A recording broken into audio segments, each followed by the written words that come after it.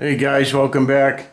Okay, so there was a question as to if I had the classic illustrated comic book Waterloo. As a matter of fact, I have a very large comic book collection, and some of my classic illustrated I brought out. My favorites are The War of the Worlds by H.G. Wells and The Time Machine by H.G. Wells.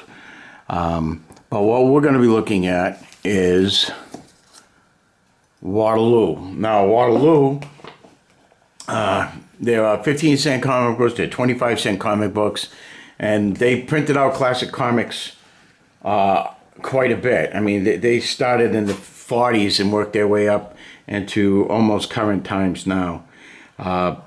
This particular Waterloo classic illustrated comic book came out in November 1956, and what we will do is we'll just peruse the inside without damaging the book, because these things are old and they don't really show up too well because of the type of paper they used. So this book is about Waterloo, and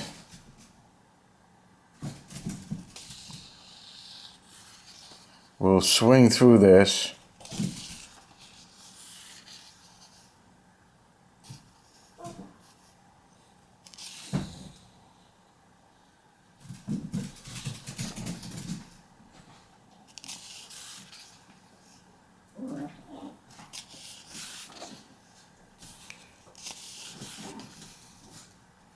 With Napoleon.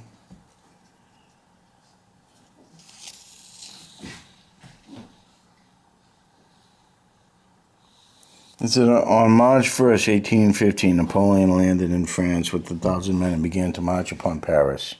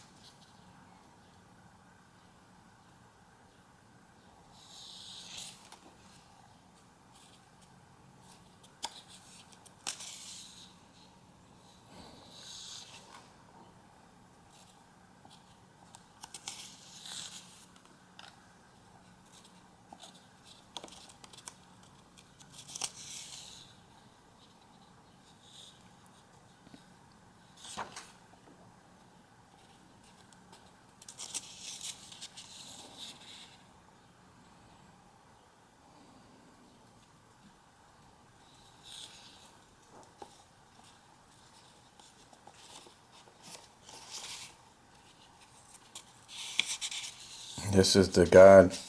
The god's attacking.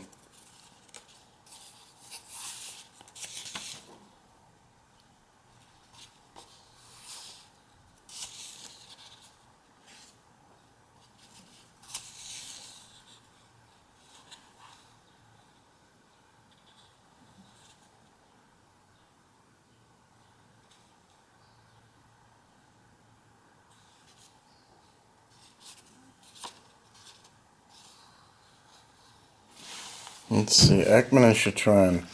It is the joint signature of two men, Emil Eckermann and Alexander Chatran. Eckermann was born in 1822 in Felsberg, France. As a young man, he attended the College of Felsberg. After graduation, he went to Paris to study law. He had to return to Felsberg 5 years later because of a serious illness. During his convalescence, he began writing stories to pass the time. Chatran was born in 1826 in Soldatenthal, France. He too attended the College of Felsberg After graduation, he went to Belgium to work in his father's glass factory.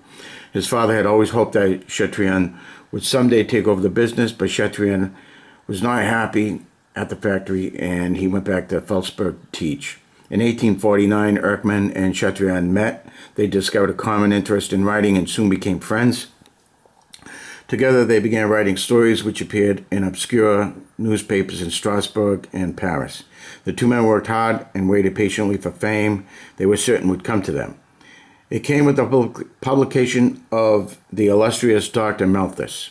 They were transformed almost overnight from struggling unknown writers to celebrities. They continued writing and published Therese, Franz Fritz, Waterloo, and other books. In Waterloo, as in many of their books, Eckermann and Chatrian attacked war by portraying its horrors rather than its glory or glamour. When Eckermann and Chatrian were ready to work on a book, they would together decide upon its theme. After further preliminary discussion, Erckmann would then write the book and submit it to Chatrian for correction. Chatrian also served as business manager for the pair. He made all contracts and collected the royalties on the books for both of them. Erckmann and Chatrian took their work seriously, and they would often rewrite a book or two 3 times before it suited them. Once, when a new manuscript did please them, either of them, they decided to burn it. The book represented months of labor and creation, but it was tossed into the fire, and they had to start all over again. The two men wrote together for many years when they quarreled over money matters, and this led to a lawsuit. When Chatrian died in 1890, they had not been reconciled, and Eckermann died 9 years later after Chatrian. So that's the Book of Waterloo. It goes to the story of this young man right here, Joseph. And Joseph joins the army after the French Revolution. And it continues with his story about what France was like. He getting married and joining the army and going off to war. And then Napoleon's abdication, and then his return to France for the 100 Days campaign. So it's actually a pretty cool book. If you can grab a hold of it, it should be on eBay. It should only cost you anywhere from $5 to $10. It's not really a very expensive book. It's pretty neat. The drawings are right. The colors are a little crazy on the uniforms, but it's cool. You know, it is what it is. It's nice little foray into the Napoleonic, especially if you were a kid. I don't think it mattered much if they were wearing red trousers or not. But definitely, oh, look at the retreat from Moscow. Wow. June 24th, 1812, the French army, 500,000 strong, marched into Russia. At the head of the troops was the Emperor Napoleon. His brilliant leadership had brought the French victory after victory in Europe. Now he was determined to make Russia his newest conquest. As Napoleon marched his army through Russia, he expected every day to meet up with Russian troops, but he found only broken bridges and burned and deserted villages. The Russians were deliberately withdrawing before him, wasting the country and carrying all of the supplies. This went on for weeks, and the French supplies began to dwindle. Finally, Napoleon caught up with the Russians at the city of Smolensk. After storming the city 3 times, it fell, and the French were victorious. But as they prepared to enter the defeated city in search of food, they were forced back by smoke and flames. The Russians had set Smolensk on fire. Napoleon later said of the Russians, "To burn one's own cities, a demon inspires these people." Leaving Smolensk, the French advanced towards the Russian capital, Moscow, where they hoped to renew their supplies and force the Russians to surrender. When they finally reached the gates of the capital, Napoleon expected to meet the Russians begging for peace, but no one appeared. And when the French troops entered the city, they found it completely deserted. It was the strangest victory Napoleon ever won. A French soldier wrote of the deserted city, I passed through immense squares and broad streets. I glanced into the windows of house, and not finding a soul within, I grew numb with horror. Hey! Napoleon decided to remain in Moscow to replenish his army supplies and to wait for the Tsar of Russia to agree to a treaty of peace. But that same night, a fire broke out in several parts of the city at the same time. When Napoleon saw the flames, he said, "They themselves are setting it afire. What a terrible spectacle." He gave orders for his army to abandon Moscow. A French soldier later wrote, "We were besieged by an ocean of flames. Haste was imperative. Every instant the roar of the flames grew louder. The emperor strode forward through the flaming bonfires to the crash of collapsing arches and falling rafters. Without supplies and with winter coming, there was nothing left for Napoleon but retreat to France. Napoleon, who had never known defeat, said it will look like flight, what in effect it will have in Europe." The French army began the retreat from Moscow on October 19, 1812. The troops were demoralized by the forced marches, the shortage of food, and the cold Russian winter. They were unaccustomed to this bitter climate and were not properly equipped to bear the cold. Thousands froze to death in their sleep because they had only the snow to cover them. During the long march home, the French were attacked by bands of Russians who killed many of them. Those that survived the cold and the Russians attacked were prey to disease, starvation, and fatigue. There were long roads strewn with the corpses of the French soldiers.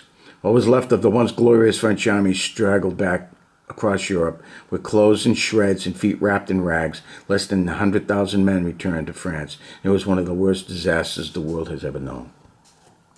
Yeah. That's it. That's the comic book, guys. Waterloo. So if you can find it, it's a pretty good read. It's not too bad. It should be pretty cheap, $5 to $10. You should be able to find it on eBay. All right, guys. You guys take care of yourselves. I hope this was fun. A little bit different, and pardon my reading. So you all take care of yourselves. It's a crazy world out there. Peace. I'll see you later.